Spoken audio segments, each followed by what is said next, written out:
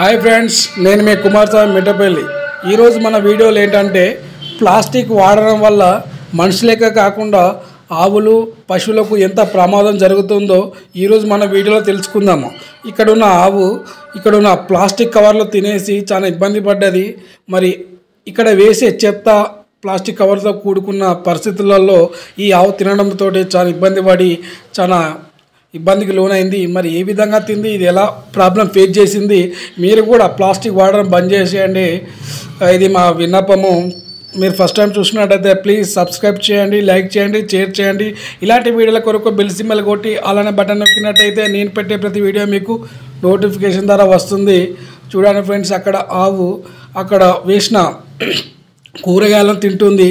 అయితే ఆ కూరగాయలన్నీ కూడా కవర్లో ఉన్నాయి. ఈ కవర్ వచ్చేసి plastic cover.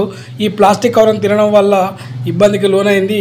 Please avoid the plastic covers. Thank you very much. Bye friends.